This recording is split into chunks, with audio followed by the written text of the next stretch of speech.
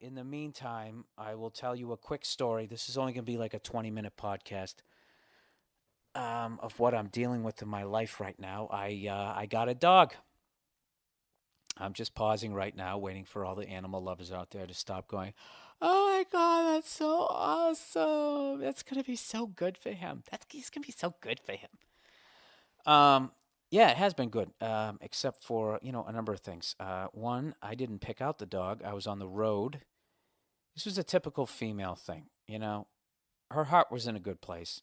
She's like, he wants to get a dog. He just doesn't know how to do it because he wasn't hugged or loved as a child. So I know what I'm going to do. I'm going to go get a little fuzzy wuzzy dog and I'm just going to have it here and I'm going to surprise, or whatever the fuck she was thinking, right?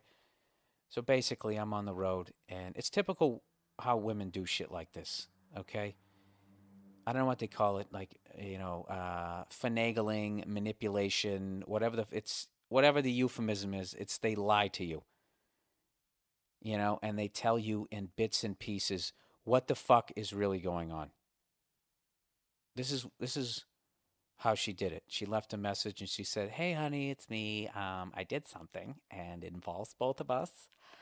But don't worry, I think you're gonna like it. Actually, you're gonna love it. You're gonna love it. Just call me. I'll tell you what it is. Okay, bye. Click. Right? Call her up, and she says, "Listen, a friend of mine has a dog, and she needs us to watch it for a week." And I was like, "Perfect. That is awesome. I'm a commitment phobe. 1 week, you know, that works perfectly for me." So I go, "Yeah, fuck it, let's get it." Right? And she goes, "Great, awesome, great. It'll only be here for a week." I'm like, "Cool." Next phone call. Yeah, so anyway, so I got the dog. She's so cute. Blah, blah, blah, blah, blah, blah. Yeah, and we keep it for a week. And at the end of the week, if we want to keep it, we can have it. And if not, they take it to a shelter and it gets put down. And I'm like, what? What? Wait, what? You just got us a dog, right? She got a rescue dog. The exact thing I've been making fun of in my act. The joke I did on Conan that got me all that mail from all the dog lovers. And not only that, it's a pit bull. Isn't that great? Huh? I'm just waiting for everybody to be like, "Dude, what are you out of your fucking mind? You out of your fucking mind? Those fucking dogs, dude. I'm telling you, they're fucking loyal, dude. But I'm telling you, one day you look the other way, they just fucking snap. Dude, one time I heard about this guy. There was this guy, right, dude? There was this guy, and he had a pit bull, right? There was this guy, and he had a pit bull. Shut up." So, anyways, we got this fucking pit bull, and evidently they found it down by the L.A. River, and it's a fucking awesome dog. I can't even lie to you. It's a fucking great dog. It's a scary looking dog. I'm not gonna lie to you. It looks like it wasn't by the L.A. River. It was more by the fucking River Hades. It definitely looks like a hellhound, but it is a fucking sweetheart. And by the second day, I loved the thing. I'm like, fuck this, we're keeping it. I loved it. I walk it down the street. People cross the street. It's great. It's fucking great. It's like having a gun that you can pet.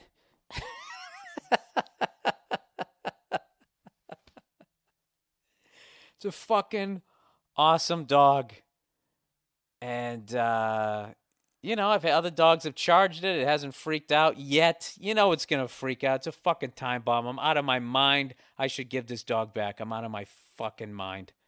You just know there's a lawsuit at the end of it. That's the only way it ends with a pit bull.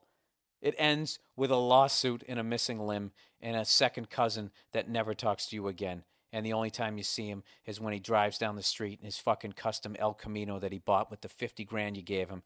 And he gives you the finger. He takes his one arm off the steering wheel, gives you the fucking finger, and continues on down the street in his lime green fucking Eldorado. Anyways, so this dog is the shit. I love having it around. I fucking love this dog. She's awesome. And I want to keep it, but this is the problem. When we leave, it fucks up the apartment, or it has twice. It scratched the door, and it scratched something else in the back, and it's like, dude, I don't own this place, okay? I have a deposit. Do you understand that? And one day the landlord's going to come over to me and be like, "What the fuck is that?" And then I'm going to point at you, and you don't have a wallet. And not only do you not have a wallet, you don't have money. You don't have any money. All right, you dumb fuck. Which means it's coming out of my deposit. And that's what I've dealt with on the last week is literally watching my deposit slowly disappearing. You ever been up like 2 grand playing blackjack, and you're just sitting there like, it's never gonna end, and your buddy's like, dude, walk away, dude. I'm telling you, kid, you up 2 grand, kid, walk away, dude. It's free money, right? And you keep fucking sitting there, and the whore's coming over there with the whiskey, and you keep drinking, right? Then some vacuum cleaner salesman sits down and starts hitting on 17, and you start doing that dumb shit, going, dude, that was my card. This guy's taking all my cards. Like if that fuck wasn't there, you would continue to win. You wouldn't. All right?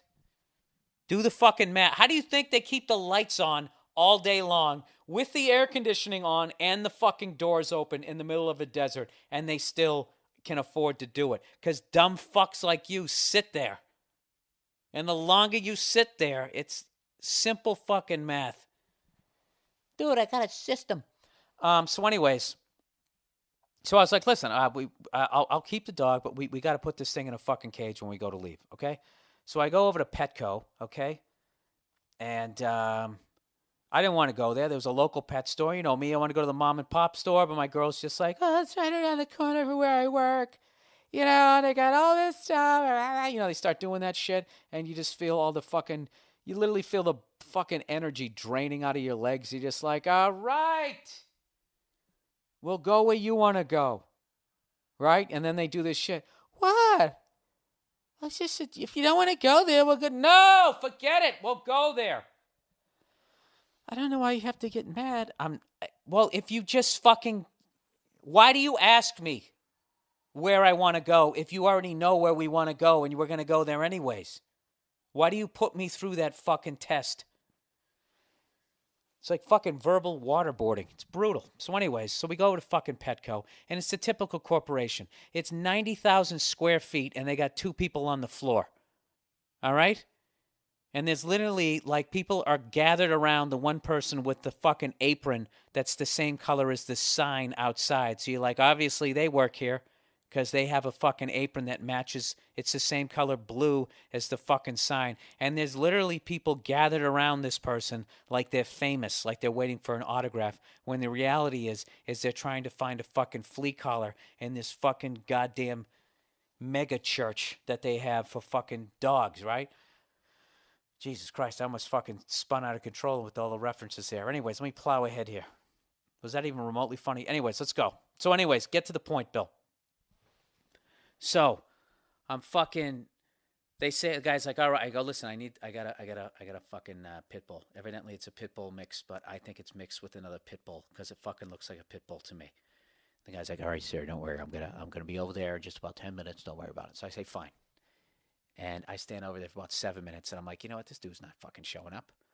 He's not fucking showing up. So I just grabbed the biggest fucking cage I can find because I want it to be nice and roomy, be a responsible pet owner. I don't want to be cruel. I don't want to act like a fucking puppy mill. This fucking thing's huge. You could fit a fucking jacuzzi in the corner, all right? It's a big cage.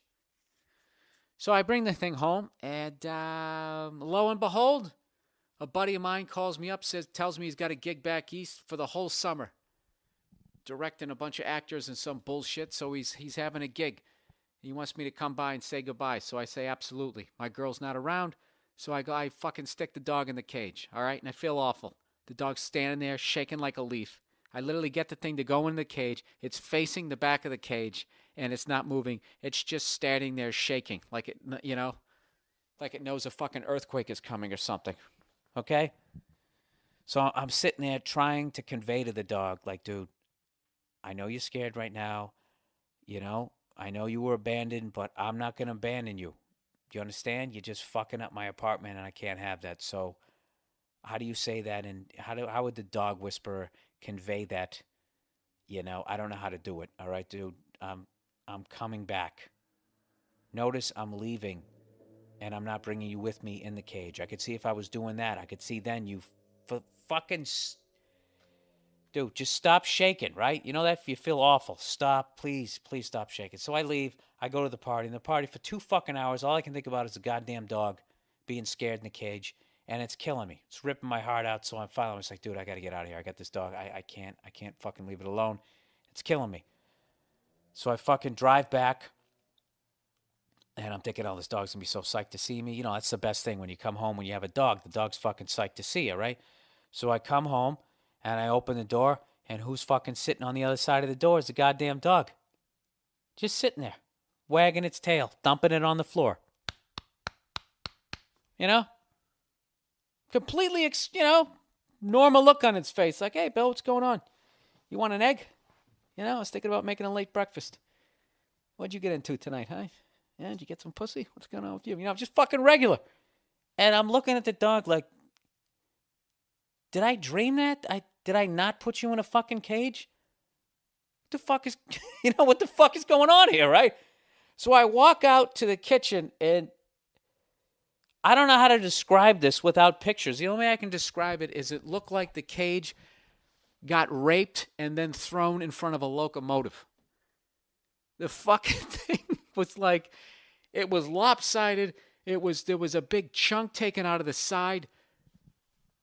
And then there was all this blood on the floor. And I was beside myself. I couldn't believe it. And I want to say the cage door was still closed. She just fucked this thing up. And now I'm sitting there freaking out going, oh my God, she hurt herself. There's blood all over the goddamn floor. The amount of blood on the floor, I would have thought that she'd be laying there unconscious. And she's just sitting there looking at me. Wagging its fucking tail on the goddamn linoleum now. So, I'm looking in its mouth, and there's nothing in there. There's a little bit. It's like one of the fucking X-Men. What's that X-Men? You cut it and just automatically heals. That's what it looks like. It's just completely fine. So, I don't know. I was like half. I was definitely bummed because I was out a couple $100, especially with all the fucking fuzzy, let's make this cage a home shit that I bought to put in it. But part of me respected it. I was like, God damn, this is a fucking dog. And I was like, all right, evidently I bought the wrong fucking cage. So, Jesus Christ, I don't even know anymore. Fucking 2 days later, right? I haven't left the house. We haven't left the house and left her alone. We keep bringing her in the goddamn car. And that's another thing, bringing the car. She fucking stands there. She's shaking. Like, oh, fuck, what did I do this time, man? I'm getting abandoned again. What the fuck, man? We're like, dude, we're not abandoning you. Will you just fucking relax and stick your face out the fucking window like a regular dog? Jesus Christ, you're making me nervous, So finally we're like, look, we need to have a life, okay? I have to go out and do stand-up. You have to be able to go work. I have to have, we got to get another cage. So I finally go to Petco again. And I find one of those douchebags with the blue apron or whatever, and I go, listen, dude, I actually brought the dog. I'm like, this is what I have. This is what I bought, and this is what the fuck it did to it. Do you have anything to help me? And the guy's like, oh, yeah, no problem. This is what we'll do.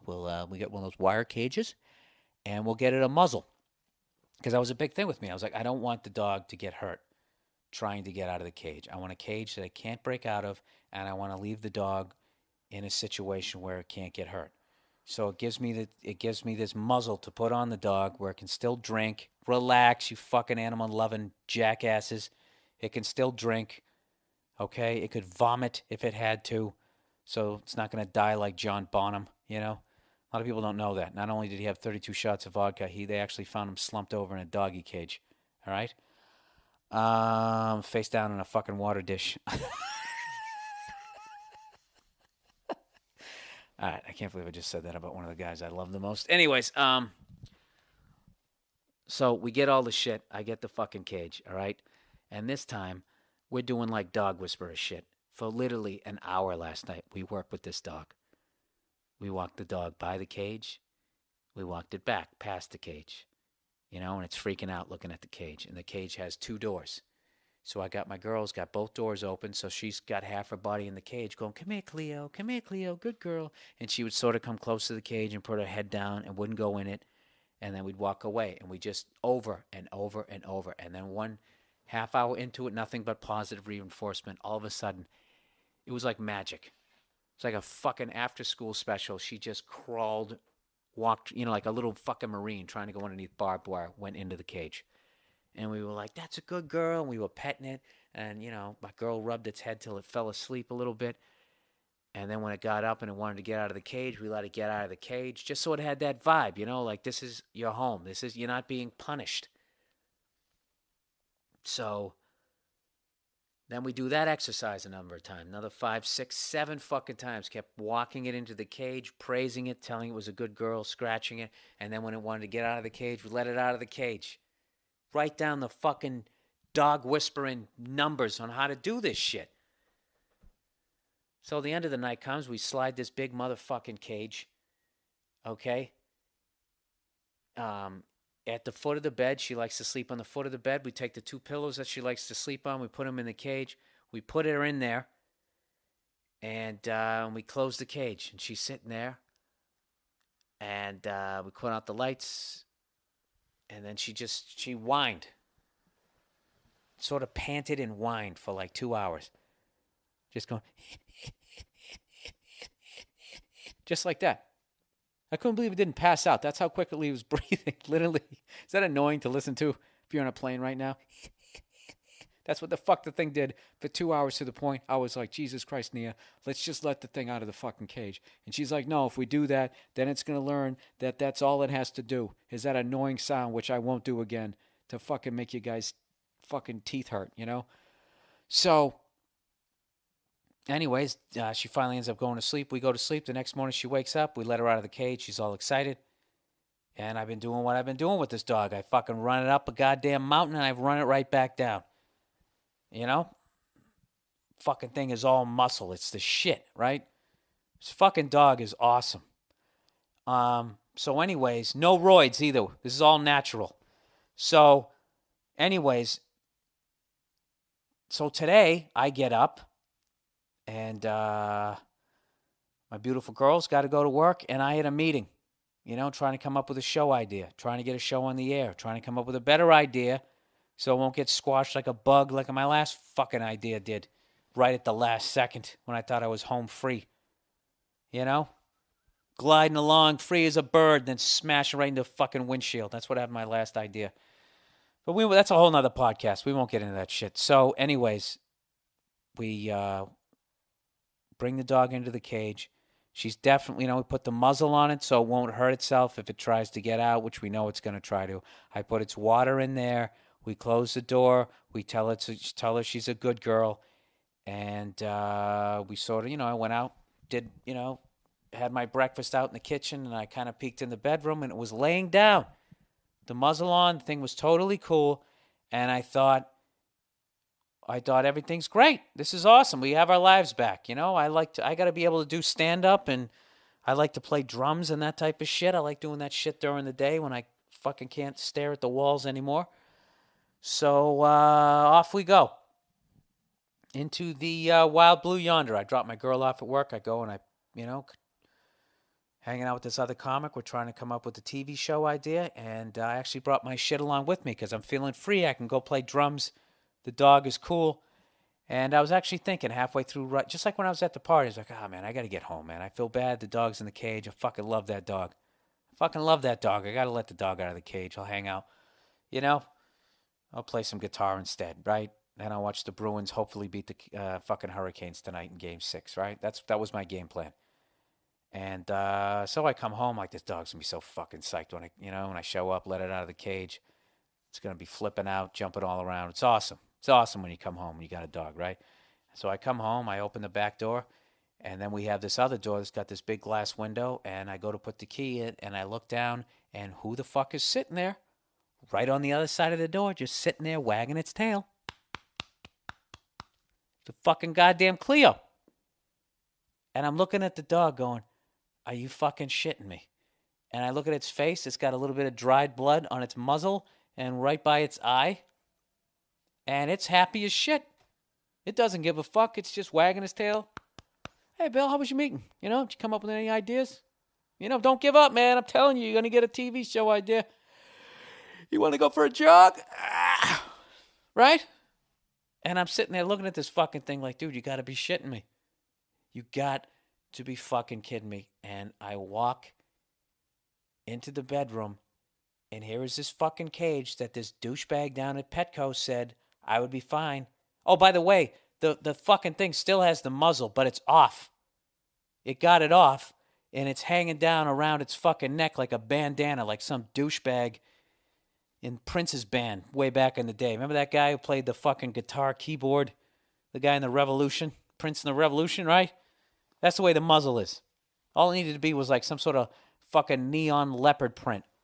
And that thing was good to go, right? So I come walking in, and I can't even describe to you how fucked up this cage was. And there is blood all over the fucking floor. And once again, I'm checking her mouth. I'm checking her paws. There are areas where there's sort of dried blood on her fur, but she's not bleeding. This dog is not from this planet. And this cage is. And you know, I took a fucking picture of it. I should put it up on my MySpace page. This I don't know what it did. I don't if it just fucking started jumping up and down and slamming into the sides of it, but this I'm looking at it right now. I can't there's like metal is just twisted around. It's wreckage. That's what the fuck I have. It looks like the rest of the cage is fine. It looks like the front of the cage had a front end fucking collision with another car. So I don't know what I'm gonna do, people. I have a situation because I'm all for rescuing a dog, but I didn't sign up for this shit, and I have blown over $300 in cages, and I've used both of them once, and this dog fucks them up, and I'm telling you, you can't talk to animal lovers because they're fucking crazy because they will tell you anything just to get you to keep the fucking dog. Oh, it's just because it's scared. It's scared that it's going to be abandoned. You have to build up the trust. And it's like, that's not my fucking problem. I want to keep this dog, but what the fuck am I supposed to do? Okay, so there's my, this isn't a podcast. This is just me telling you why. Well, I guess this has no reason to do why there was no podcast. There's no podcast because I couldn't figure out how to go from GarageBand to Gcast to make it work. So if you can help me with that, and if somebody out there has rescued a fucking pit bull and has gone through this shit, and they somehow figured out how to get the dog to be cool in a cage, because not only does it cost me a lot of money, this dog is injuring itself and it's fucking killing me. So if you can help me out, I would appreciate it.